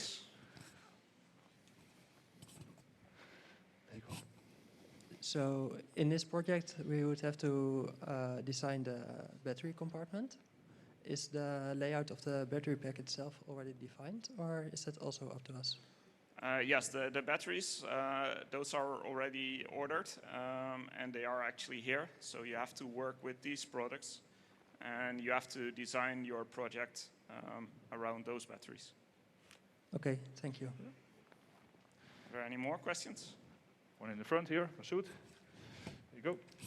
Is it necessarily need to be underneath the fuselage, or it can place in any like space in the whole aircraft? No, unfortunately not, and that has to do with weight and balance, especially with the balance part. So it really has to be that location. So there can be shifted maybe a little bit, but not completely aft in the aircraft or something like that. All right, thank you. Looking around and seeing any more questions. One from Kees from Hengel. Kees van Hengel. I'm not a student, so you don't have to answer. Do you have to consider fire? Yes, that's also one of the objectives. Okay. And those are included in the certification specifications for these kind of aircraft. Okay, thanks. Yeah. All right, good question. Any more? All right, then thanks, Jesse, or Mr. Kluijhout. Thank you. And then we go to the next presentation from a company called Satellogic. And from that company, we have representation here today. Julia Dormar is on the way. Please welcome her.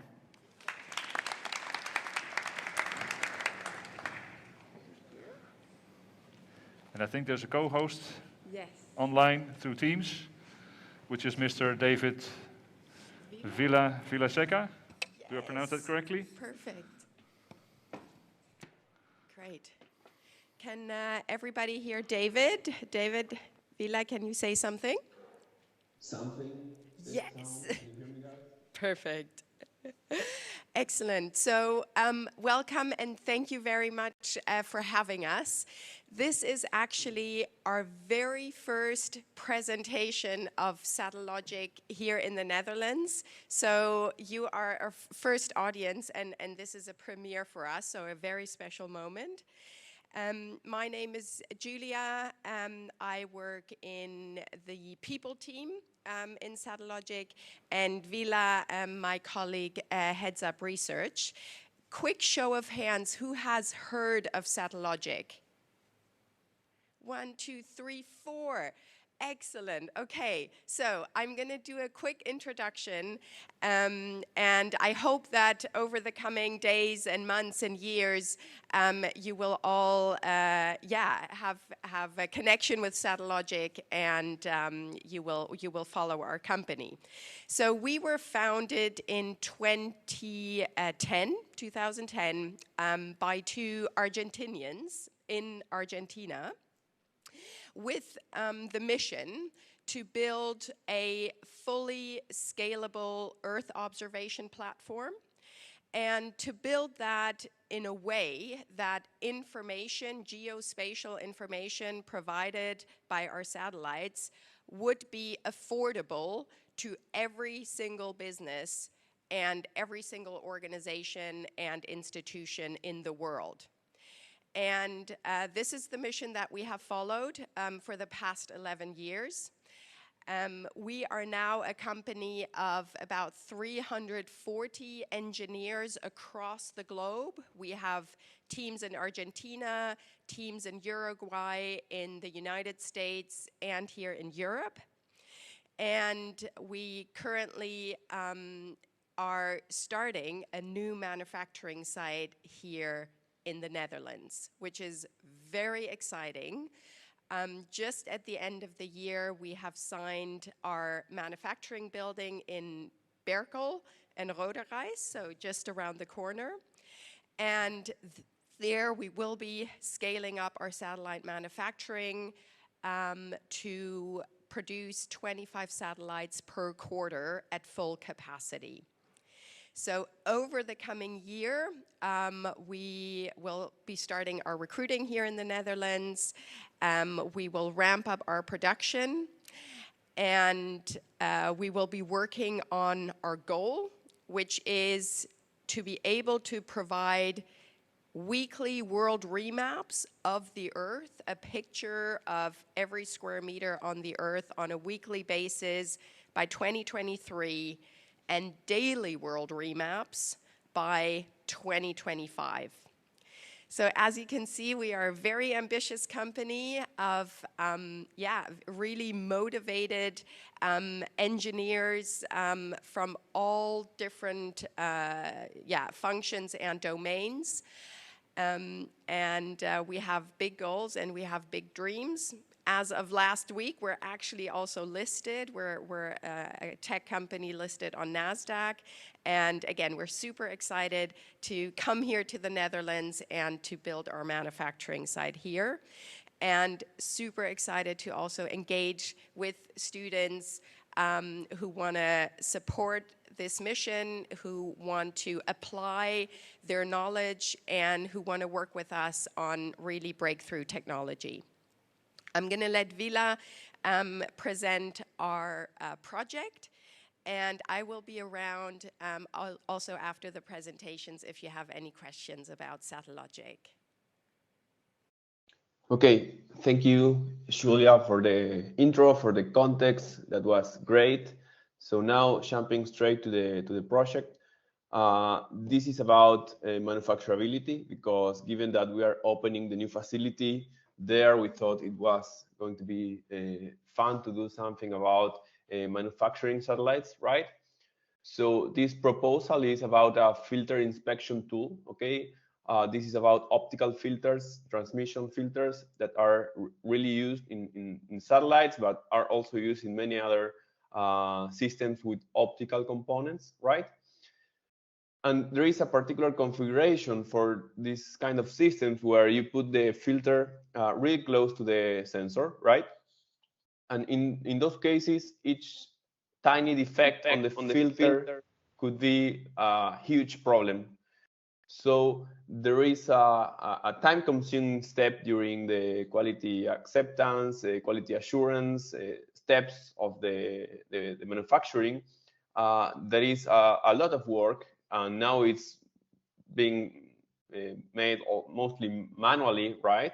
And we have some proposal for you guys to automate this process, to make it fast, to make it more secure, to get more precise statistics, right? So just some context on how we look at the filters. There are basically two illumination settings that are transmission and reflection. This is basically the light source is where the sun is, and the observation part, the user, the camera, is where the smiley face is, right? And the vertical part here is the filter, so you can see through the filter, okay? Like the first image down there, or you can see light reflecting from the filter, like the second image on the right, right? So with those different illumination settings, you can see different defects, okay? So during our acceptance on the filters, we need to eliminate the filter in both configurations in order to retrieve all the possible defects.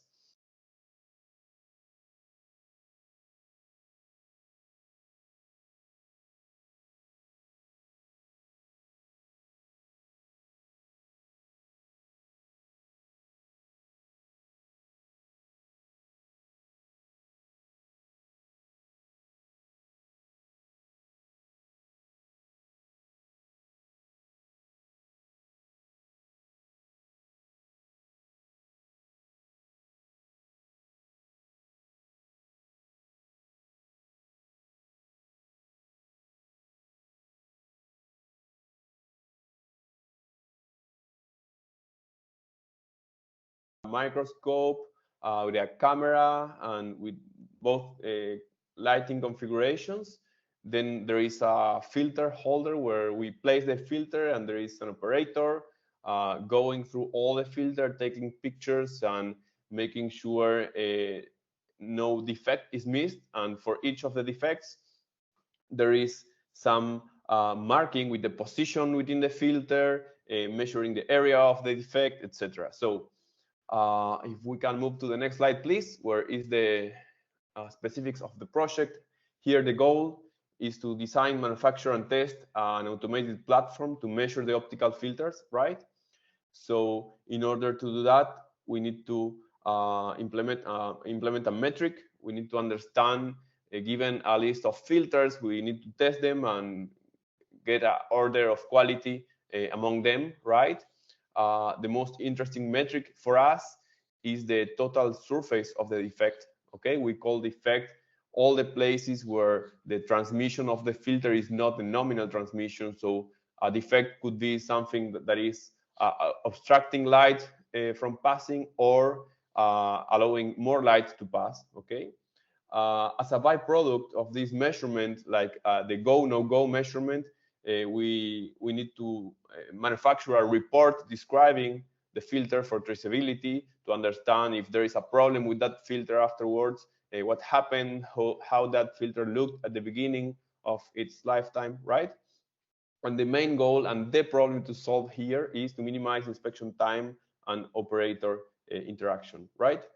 So we have a really quick and dirt proposal in terms of which components this filter is, this system is going to use. But of course, this is completely open to you guys to understand the different approaches to this problem.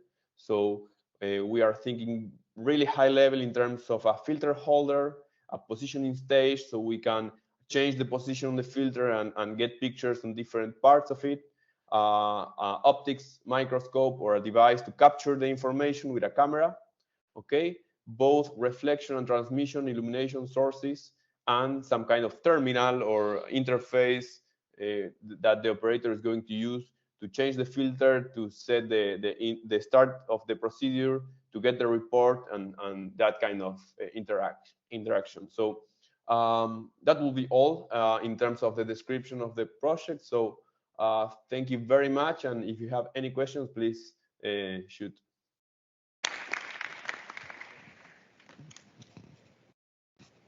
Hi. So currently, what would you do with any defect filters? And is it like, I was going to ask someone else.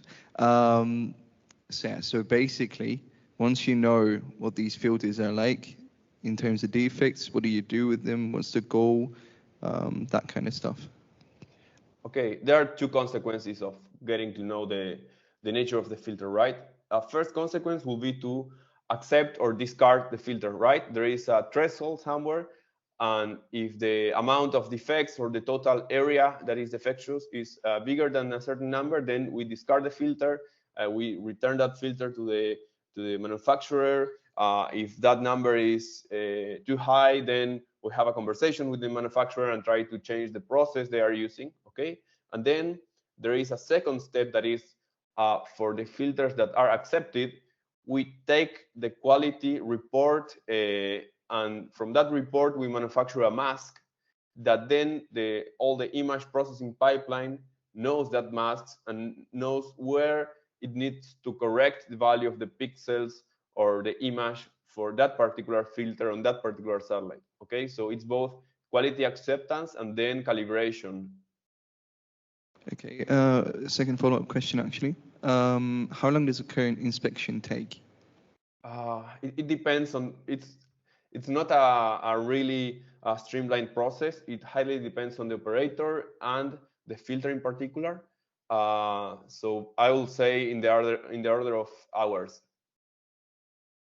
Okay, thank you. Yeah. All right, any more questions? Looking around the space here. No, any questions for Julia? All right, well in that case, thank you very much, Julia and David. And thanks, Satellotic. And then we'll be moving on to the next presentation, which is also from the space arena. ISA Space, represented by Mr. Bertels. Yes, there you go.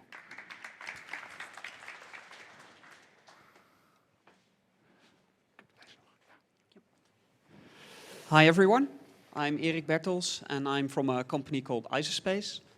We're also located in Delft, just across the Schie, so not too far away. Happy to see that I'm not the only space company today here. So we know Satellogic, I was one of the 4 people who had to raise his hands. So today I'm gonna talk a little bit about our company and what you can do potentially for us. So for those of you who do not know the company, we're called ISA Space. Most of you know us maybe by our old name, ISIS. There was a little bit of a conflict there. We've been making small satellites for the past 16 years. CubeSat satellites no bigger than a milk carton shoebox, even though we've been increasing those a little bit. And we do everything from the systems that are in those satellites up to the entirety of the mission and everything in between. The fun thing is that this is a market that's completely growing, which means you get to do cool stuff. Mostly the things that I'm really excited about is taking these small satellites and taking them away from the Earth, as far away as possible. Currently we're at the moon. So what we've done with CubeSat technology, we made an instrument called NCLE, where we launched to the Earth-Moon L2 point. Completely CubeSat components there, computers, power systems, and we deployed 5-meter-long antennas to detect radiation coming from the early universe and say something about the structure of those, of the early universe. Really exciting. This was a few years back, 3 to 4 years ago, so we want to continue at least on that theme. In scope of that, we're also doing the deep space deployer. So these small satellites need to get there. Typically, they can't get there on their own. They're way too small and it's way too complex, even though the market is moving that way, which means we are making deployers. Also, the deep space deployers based upon hardware that we've built that's on rockets nowadays that goes up into space and deploys these CubeSats wherever they need to be. We think they should also be away from the Earth. Working together with ESA on that, on the Hera mission, and we're currently in the assembly phase of one of these deep space deployers. Will be launched in 2023 and will go to a binary asteroid where these small CubeSats will be deployed to do additional measurements that you can't do with these larger satellites because they're way too expensive to risk. You don't want dust on their solar panels, you don't want it to impact. So that's something that we see tremendous possibilities in. Which brings us a bit more to the assignment, because apart from small satellites, what you see happening nowadays as well is rovers. So rovers are being made, lots of companies want to go there. One of the institutes that want to go there is TU Delft as well, with their Lunar Zebra project. They're making a rover, but they have a hard time getting a launch, getting to the lunar surface. Why? They're a university. They do things in a high-risk approach, so they don't do a lot of development because it would take years and years and way too much money. But it still needs to go on a lander, which is a significant investment. So there needs to be a separation on the high-risk rover and the low-risk lander that is being proposed. And this is where this assignment comes in. So we have these deployers in which we fit CubeSats that go anywhere effectively. And now we want to extend that paradigm also to rovers and make sure that these rovers go into the deployers, go on a lander, be integrated in either the States, either somewhere in India, wherever, it doesn't really matter, on any launcher that you can find. And they then go to the lunar surface and are gently deployed or rolled out. So this is a continuation of technology that's already there, but with quite a twist though, because having a rover in there and even trying to generalize that for future rovers as well, that's quite a challenge, which is where you guys come in. And that's all I have to say on this assignment.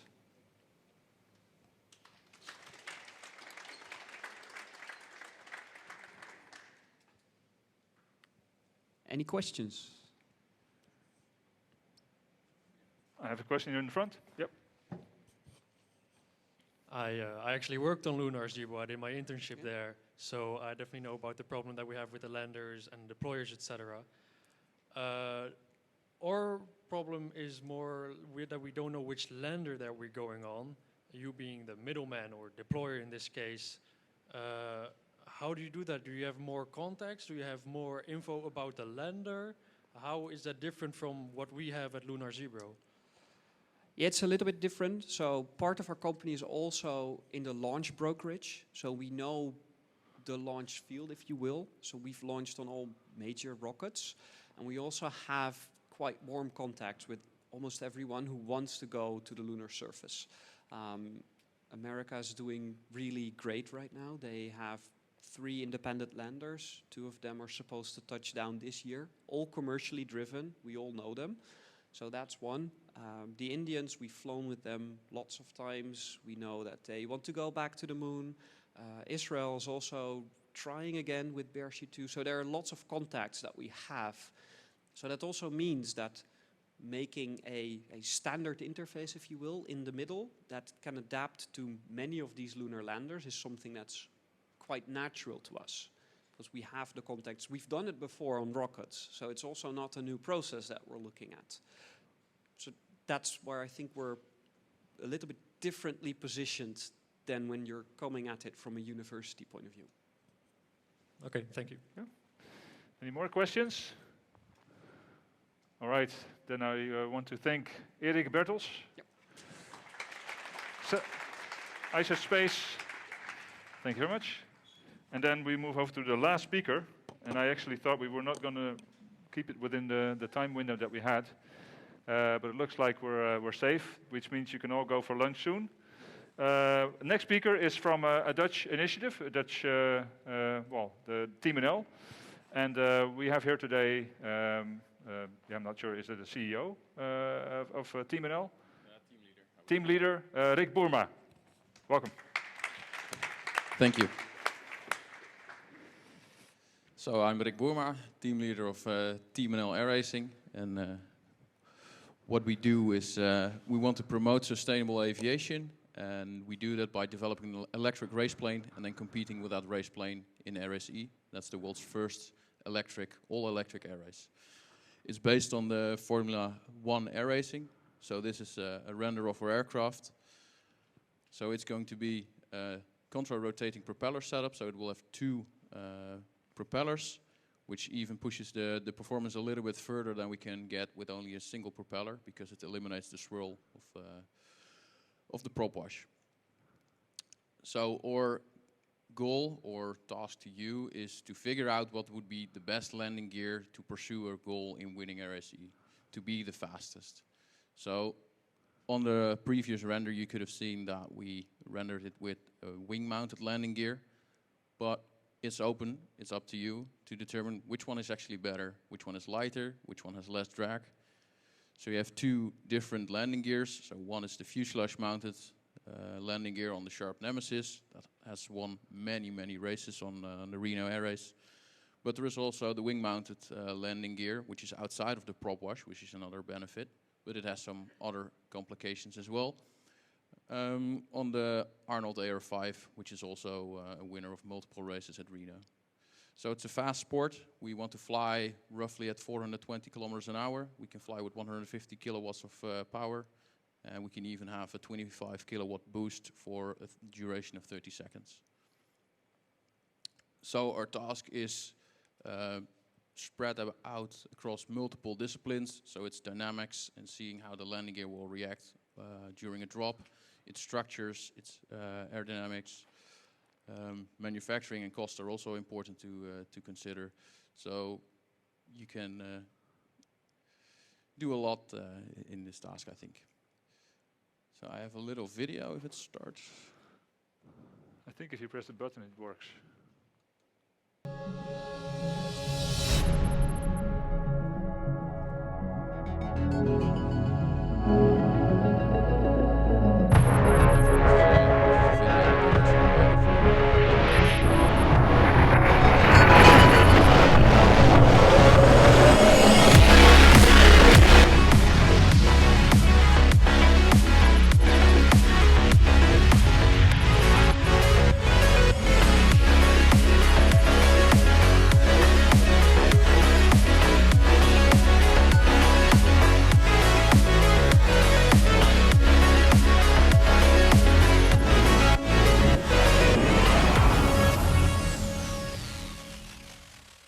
Thanks. Any questions?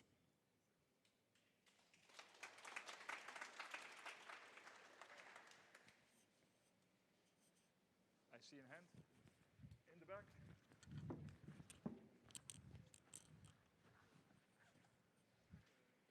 you go. Hi, so is this more of a conceptual design of like the placement of the landing gear, or is this a determination of where it goes and then also like a conceptual design of the landing gear itself? Like how far are you developing this landing gear, or is it just about the placement here? No, it's not only the placement, it's actually development of the landing gear. So it's a bit of the choice. Which configuration do you think is better? And the reasoning behind it, why it would be better. Does it have less drag? Is it lighter? Is it easier to build?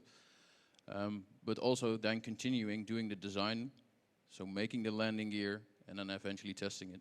So it depends on how far we can get in the project, but eventually a drop test would be nice as a final step in there. Right, impressive, thank you.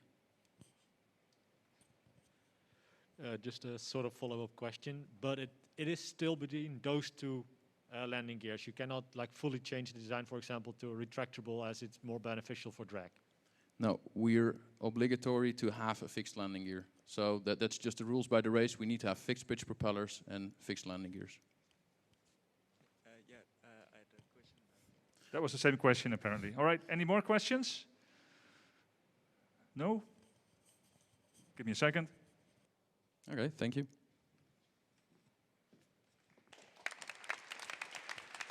Yes, thank you. Yeah, I had to switch mics. Thanks, Rick. And yeah, I think that brings us to the end of the presentations from the companies. Looks like we're on time.